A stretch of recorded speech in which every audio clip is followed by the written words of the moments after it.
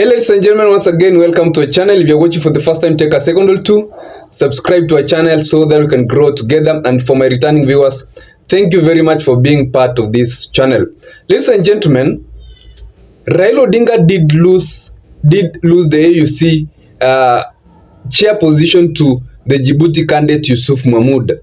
But the government of Kenya is now, through its legislators, indicating all possible means to accommodate Raila Odinga into government, and what is being talked about is the position of Prime Minister position. Remember that Prime Minister position is not a constitutional position in Kenya right now, but it is a position that was recommended in the NADCO report. The NADCO report is that report that also recommended the office of the opposition leader that contains 2 deputies and a prime minister appointed by the president and approved by the National Assembly. And now legislators are talking about the implementation of that report so that Raila Odinga can be accommodated into government. And one person or 2 people in the government and UDA leaders have talked about that, and the first person I want to read for you who did talk about that is Senator Samson Cherargei, and this is what the senator said. Senator Samson Cherargei says, "We must now fully implement this NADCO report by amending the Constitution 2010 through creating the office of the Prime Minister, that's PM, and allow Right Honorable Baba Raila Odinga to serve Kenya in that capacity. We cannot allow such brilliant leadership and experience to go west the way African Union did it.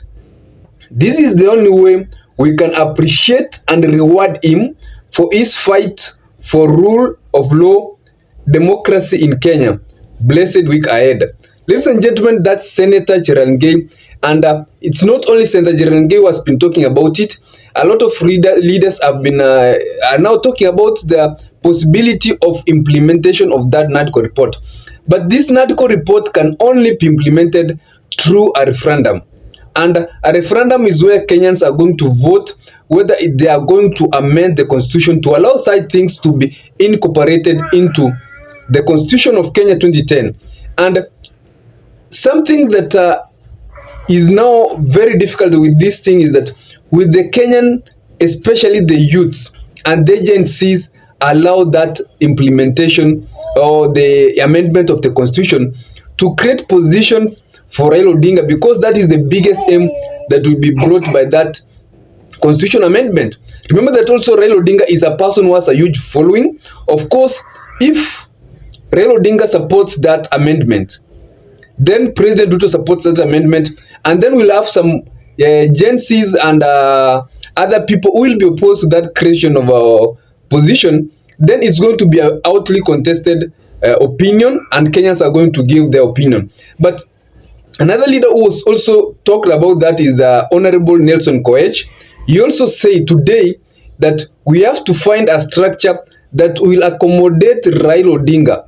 We should relook at NADCO report. So ladies and gentlemen, this is a thing that is now being talked, and these people are talking at people in government. So it's something that is closely into consideration, that the NADCO report should be implemented for Raila Odinga to get that position. I don't know what you think. You can tell me your opinion in the comment section. Do you think that the NADCO report should be implemented by amendment of the constitution to allow having the office of the opposition leader, 2 deputies, having the office of the Prime Minister? And is it a good thing for our country right now when the economy is not doing very well? And the second thing, will Raila Odinga accept this position? Because there is no way you can do or President RUTO can run a government effectively if Raila Odinga goes back to opposition. And the only best way to keep Raila Odinga cool is to create such a position, accommodate him, and make the government to run effectively up to 2027, and also try to convince him to support President RUTO come 2027, now that he did lose AUCC position. Remember that African Union chair position was one of the greatest bid for President RUTO, that if Raila Odinga should have won that post, then he was at least assured that Raila Odinga was going to support his bid come 2027. But now Raila Odinga has lost. And if Raila Odinga is left to be out of government, he's going to get motivation from his supporters to run for the 2027 presidency. And we have always analyzed here is that 2027 with Raila Odinga on the ballot, then it's going to be very, very difficult, almost impossible for President Ruto to win presidency. Because imagine a scenario where Raila Odinga is on ballot, President Ruto is on ballot, and the likes of Rigathi Gachagua, Fred Matiang'i are on ballot, Kalonzo Musyoka on ballot. That election, President Ruto will take position 3. At the best case scenario, he will take position 3 because the Mount Kenya region that voted for him, 3.5 million votes will have gone. Raila Odinga is a man who is very intelligent, a long-term politician who understands, and he has very loyal supporters. If Raila Odinga comes back right now and demands that he is going back to the position, he will easily consolidate his support base. And that's one thing that has worked for Raila Odinga very, very well. You can remember and agree with me that immediately Raila Odinga lost the AUC position, there was a chance of Ruto must go in Kisumu, because the people of Kisumu expected that Ruto was going to ensure that Raila Odinga was going to win that position. And if Raila Odinga now comes and back and tells supporters, I lost and I want to go back to the position, but of course Raila Odinga has not talked about that right now, because when the address he gave in Addis Ababa, he saying that President Ruto supported him very well, the government of Kenya gave him resources he required to run the campaigns, and also President Ruto did support him. But onward, moving forward, what will be the take of former Prime Minister Raila Odinga? Will he continue supporting the government of President William Samoei Ruto, or will he go back to the opposition? And in any case, he's going to support government of President William Samoei Ruto without the amendment of the constitution. Then there are a lot of things that are going to happen in government, and Raila Odinga is going to even demand for more positions, including the position of cabinet secretaries, some position in parliament, after even the courts ruled that Azimio is the majority coalition. They can use that to give the majority chief whip, the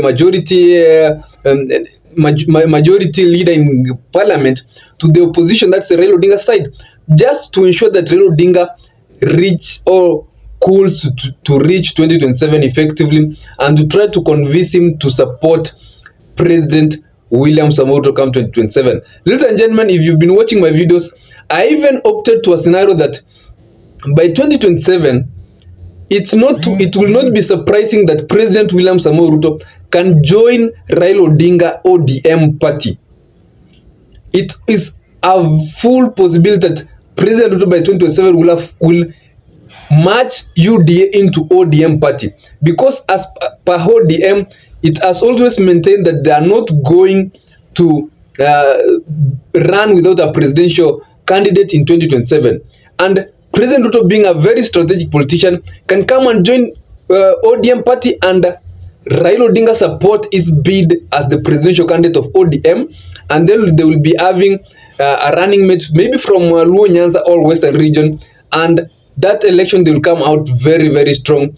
Remember that Raila Odinga supporters are supporters who will easily follow what Raila Odinga will tell them, and a good majority of the supporters will easily support.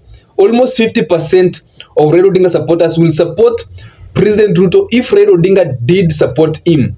And that's why Ruto is been always moving to the Lake region, Nyanza regions and Western regions, which are pro Raila Odinga supporters. Ladies and gentlemen, that's but only my opinion. You can tell me what you think in the comment section. I'll take my humble time to read and give you a response. Stay safe and have a nice week ahead.